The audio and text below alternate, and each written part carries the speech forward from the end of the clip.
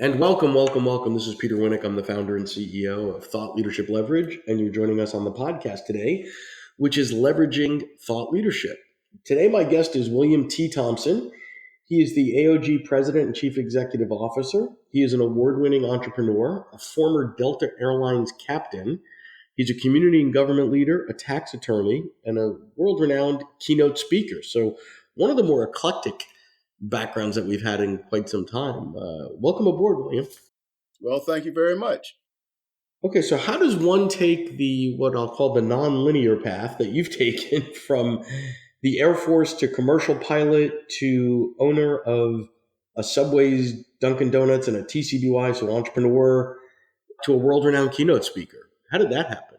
Well, I was in the Air Force and made the decision that I would get out and try to get an airline job.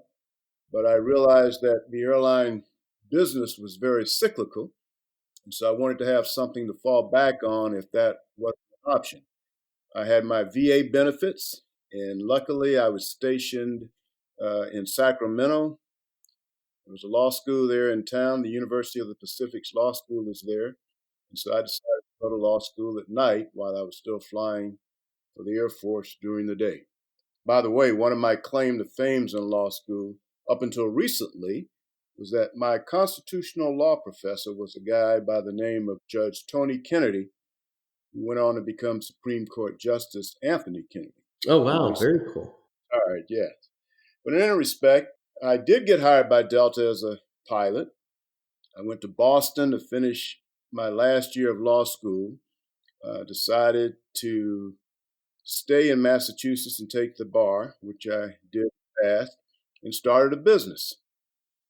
And over time, I had a couple friends, one particularly, who was the assistant superintendent of schools in a suburb north of Boston, asked me to come in and speak to his kids because, in his words, for the few black kids that I have, you'd be a great role model. And for the overwhelming majority of the white kids that I have, you'd be a great role model because they'd see that there are black folks out there doing other things and singing rap songs and playing in the NFL or the NBA. So I want to touch on that because It's not that your plate wasn't full enough, right? You've got law school, you're a pilot, you're an entrepreneur, and then just sort of serendipitously, a friend or a buddy said to you, hey, could you come out and speak? So speaking was never something that was deliberate or on your radar to say, I want to be a speaker, like you did with law school or being an entrepreneur.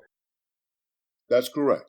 I did it as a friend for a guy. I didn't mind doing it. Sure. I was comfortable standing up in front of a crowd, but that was the motivation for doing that. Yeah. So how does it go from that one? Was there something about that moment on stage, or how did that lead to you now some, 15, 20 plus years later, having spoken hundreds and hundreds of times professionally?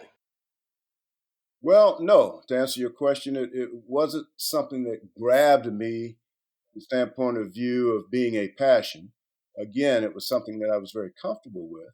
And how it developed, I spoke to several of his schools. Then I got a call one day from one of the teachers at a school that said that she was a member of another group and she had enjoyed my presentation and would I come speak to her group? Okay. And so I did that, and that took me out of the school arena, so to speak.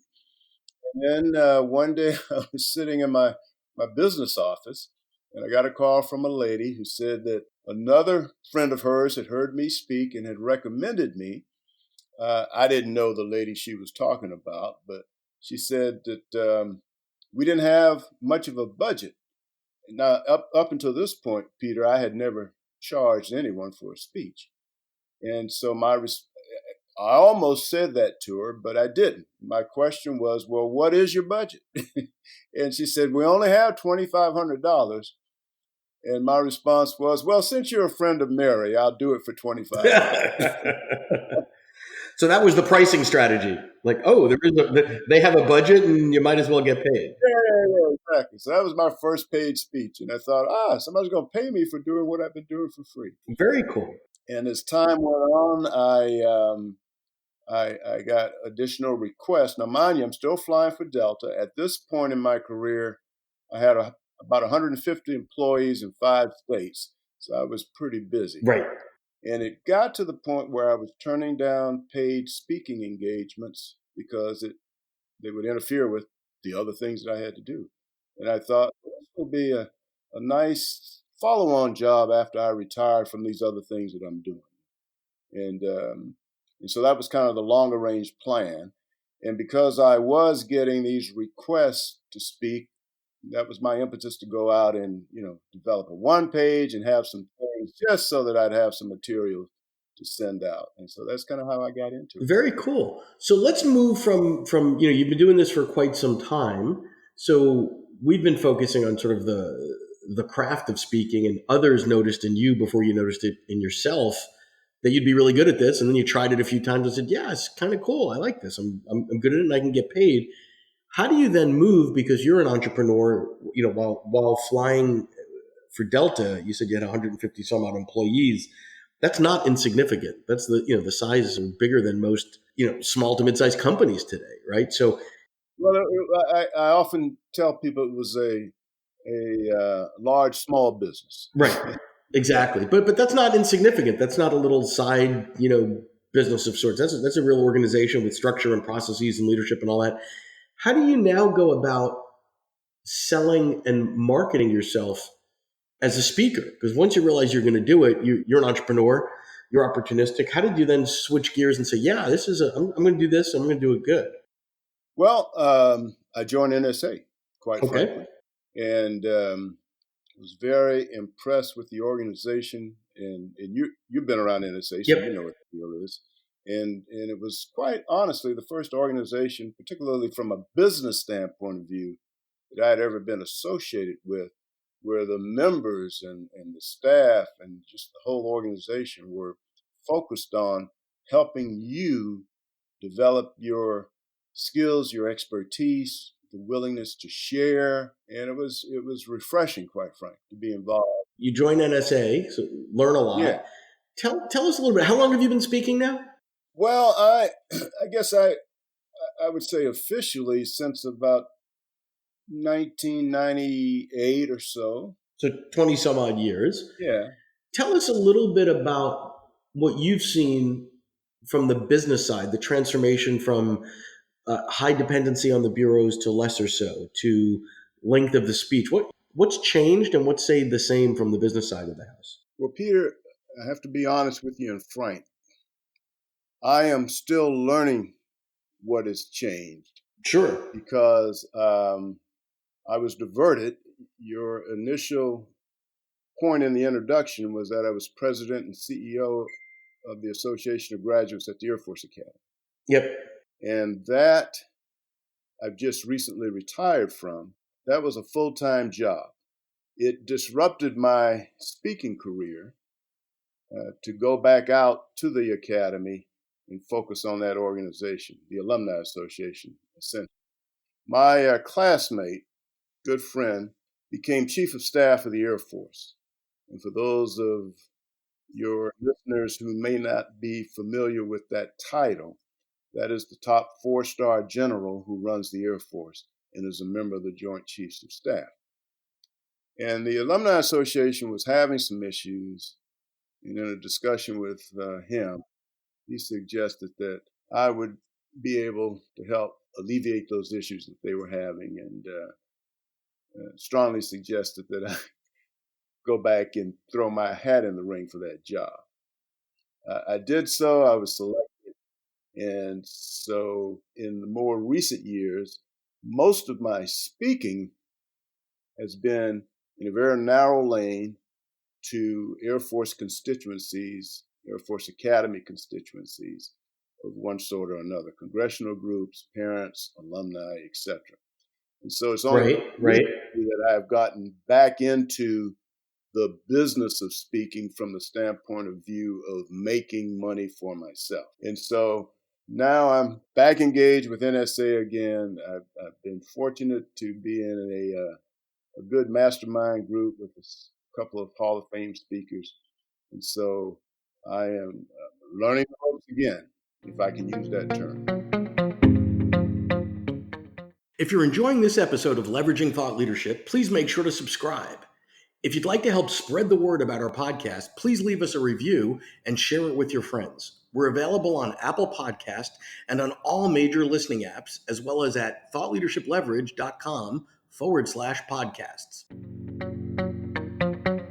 So that's interesting. So you took a hiatus, as you mentioned, to go back to the Alumni Association of the Air Force Academy.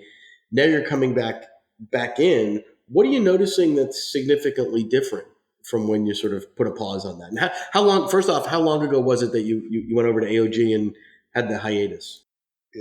I took the job in 2008, so I have outlasted my good buddy who was chief of staff, because there have been two more chiefs of staff since then, both academy grads, I might add, one of which was a freshman when I was a senior, and the current chief is a grad as well.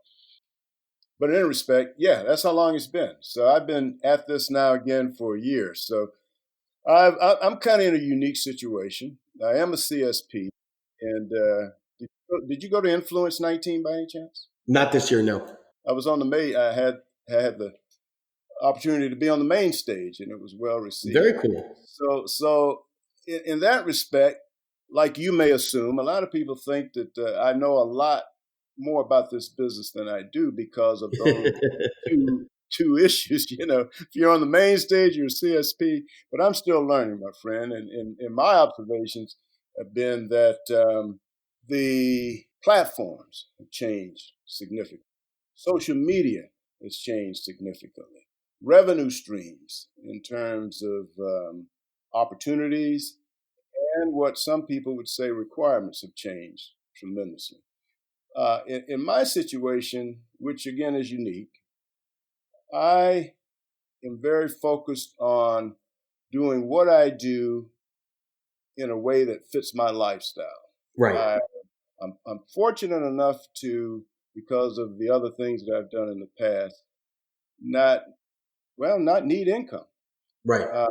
And so consequently, I can focus on the speaking business from the standpoint of doing what I want to do the way I want to do it, without getting too busy or working too hard. Right. So you're not, first starting out in the game, willing to take any gig and go to Podunk for $300, right? You're going to be selective about the compensation as well as the audiences and such. But you mentioned a few things that have been different, because it's sort of a little bit of Rip Van Winkle here, where you took a hiatus for 10 years and you're noticing that social media is more significant, revenue streams are more significant, platforms more significant. What's remained the same from your observations in terms of whether the craft or the messaging, or what are some things that have not been impacted over the last 10 years? That's an excellent question. And it's very basic, the answer that I would give you, which is you got to be good at what you do. You have to be a professional, and you have to approach your trade from a perspective of excellence. Now, excellence is not perfection, but excellence is doing the very best that you can each and every time that you go out, particularly when you're charging somebody money. So let's talk about that, because I've seen, dozens, if not hundreds, probably hundreds of speakers over the years.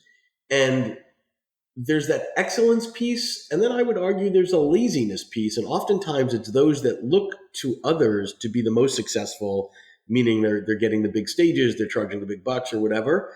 And you see them and you're sort of like, they phoned it in. Like they didn't really do their homework. They didn't really know if this group that they're in front of uses the term customer or clients or whatever. But talk about the pride of the craft, because I think that's evergreen. Well, it is, and not only the craft. I would take it a step further and say that it should be fundamentally just a part of your life and how you choose to deal with everything that you deal with, and that's what I speak on. So that's a good segue to my subject matter, and it emanates from the standpoint of view that you don't have to be perfect, but you can do the very best that you can do every time. Every time. And to your point about not taking the time to do the research on what group that you're going to be speaking in front of. I mean, you raised an excellent point. You don't go into credit unions and talk about customers. Right. Credit unions have members. Right. They're very proud of that. You Yep. don't call a credit union a bank. Yep. Little things like that. And by the way, those things don't take long to learn, but it's to me, it's a sign of respect or disrespect if you haven't gone through that effort and get up in front of a credit union, for example, and say, "Oh, good evening, my banking friends." Like that's not going to go over well. Right. Exactly. I mean, and it doesn't take that long to jump on a website. I mean, particularly with Google and these days, Right. it is inexcusable that you would not know those things. And Got it. it just doesn't take much effort, doesn't take much time, and is the mark of a professional. Well, and I would argue that's a universal truth, whether you're a carpenter, a speaker, an accountant, doesn't matter, right? Whatever you do, do it well. You're absolutely right, and that was part of the reason that I speak on what I speak on, because this lack of a culture of excellence is pervasive. I'll call Yeah. people to Yep. come to my house and give me estimates on something, and most of the time I can't get people to call me back. They're out in the business world, right? Marketing, spending money on marketing. They get me as a potential customer, and the follow-up of the response is often lacking or late. Yeah, which speaks volumes. As we start to wrap up, William, any tips for someone first coming into the space today about things they should do or not do, or any advice from your perspective? Yeah, I give the same advice all the time, which is number one, understand that speaking is a profession and it is a business. And just because you've made a couple of speeches in your corporation or as a part of your job, it doesn't make you a professional speaker. Understand that. Right, right. And number two, consider joining NSA because, for the reasons that I mentioned before. They will give you that information. You will learn from NSA that it is a profession and that there's a lot to it. And the environment there is just very open and giving, and it would be an organization that I would highly recommend that people. And I'm not on the board or I get no copy. Right. I just think it's a great organization. Well, great. I appreciate your time and thanks for sharing, and appreciate all that you brought to the table today. A lot of good stuff. Thank you so much. Thank you. I enjoyed the conversation. To learn more about Thought Leadership Leverage, please visit our website at thoughtleadershipleverage.com.